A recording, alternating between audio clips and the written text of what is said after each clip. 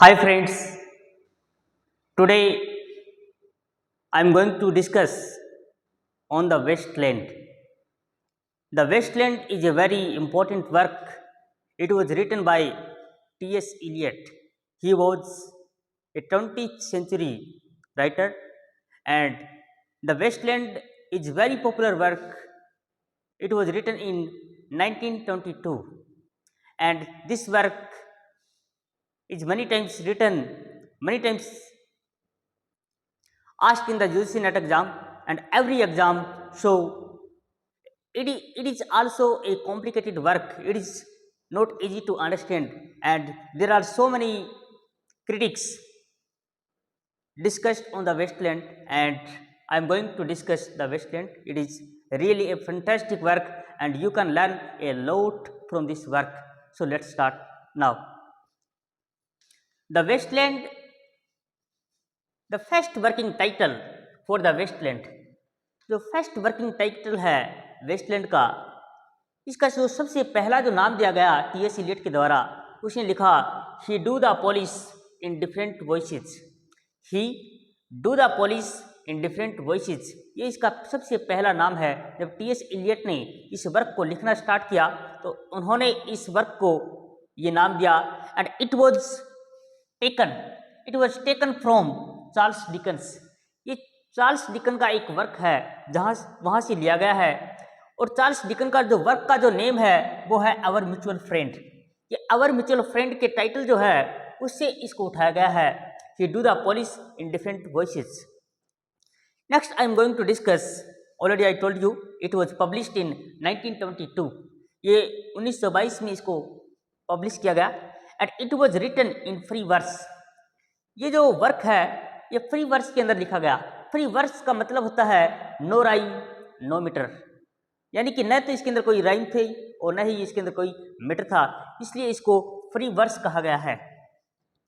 इस वर्क को ये भी काफ़ी इंपॉर्टेंट चीज़ जानने के लिए है आपके लिए कि एजरा पाउंड, ये एक एजरा पाउंड एक राइटर है, एजरा पाउंड, ये अमेरिकन राइटर है Ezra pound.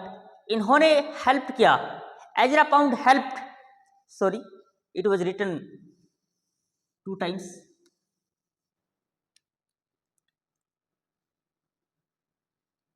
Ezra Pound helped him.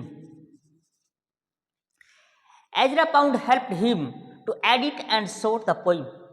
यानी कि जो अमेरिकन राइटर है, इनका एक फ्रेंड है, इन्होंने इस पोइम को पब्लिश करने में हेल्प की। तो Ezra Pound helped T S. Eliot to edit and sort the poem.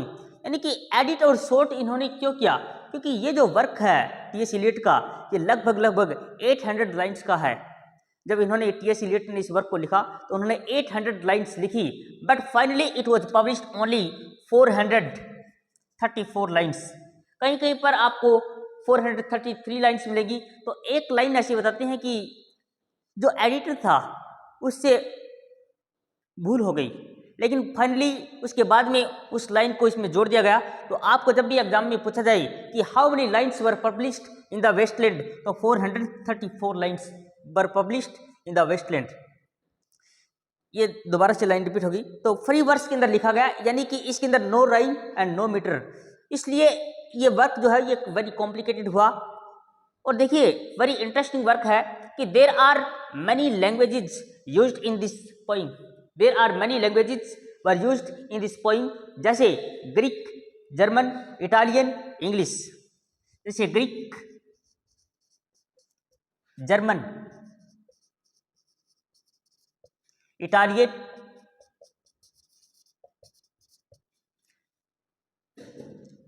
English, और फाइनल है संस्कृत। यानी कि ये एग्जाम में काफी बार पूछा गया है पॉइंट कि how many language were used in the Waste Land. तो ग्रीक, जर्मन, इटालियन, इंग्लिश और Sanskrit, means 5 languages were used in the Waste Land. 5 languages were used in the Waste Land. तो ये वेरी इंपॉर्टेंट पॉइंट्स हैं इस वर्क के, जो आपको याद रखने हैं, और आप चाहें तो इसका एक स्क्रीनशॉट ले सकते हैं। It is very important lines, so you have to remember all these lines, and you have to You have to write in your notes because it will help a lot in your UGC net exam. दोस्तों, ये जो poem जो T.S.. Elliot के द्वारा लिखी गई, ये आपको याद रखना, आपको पता है ऑलरेडी कि ये मॉडर्न वर्ल्ड के ऊपर लिखी गई है। यानी कि जब फर्स्ट वर्ल्ड वॉर हुआ तो उसके बाद में दुनिया जो है वो एक अजीब से डिलेमा के अंदर थी कि लोगों की जो लाइफ थी वो अस्त व्यस्त हो गई थी, लोगों की जो मेंटलिटी थी वो चेंज हो गई थी। यानी कि हर एक इंसान इस धरती के ऊपर काफ़ी परेशान था। तो उस टाइम इंसान को मोटिवेशन की बहुत ज़रूरत थी, क्योंकि मान लीजिए अगर आज के टाइम में अगर युद्ध हो जाए, जैसे कोरोना आया वो भी एक टाइप का युद्ध था, तो उसके अंदर लोगों की सोच मेंटलिटी कितनी डेवलप हो गई, लोगों की क्या कितने थॉट्स चेंज हो गई। तो वैसे ही जब फर्स्ट वर्ल्ड वॉर हुआ पूरी दुनिया के अंदर, तो लोगों की लाइफ जो है वो अस्त व्यस्त हो गई। तो उसके ऊपर टी.एस. इलियट ने इसको मॉडर्न वर्ल्ड के ऊपर लिखा है। और सेकंड इसके अंदर बताया कि डिके इन स्पिरिचुअलिटी, यानी कि जो स्पिरिचुअलिटी थी, जो गॉड जो था, उसके ऊपर थोड़ा सा लोगों को डाउट होने लग गया कि दुनिया ऐसी मर रही है और भगवान शायद पता नहीं है या नहीं है। तो आपको two important point you have to remember. The first is modern world, ये मॉडर्न वर्ल्ड के ऊपर लिखी गई, और सेकंड है डिके इन स्पिरिचुअलिटी। अब मैं इसके अंदर एक छोटा सा इंपॉर्टेंट पॉइंट आपको बताने जा रहा हूं।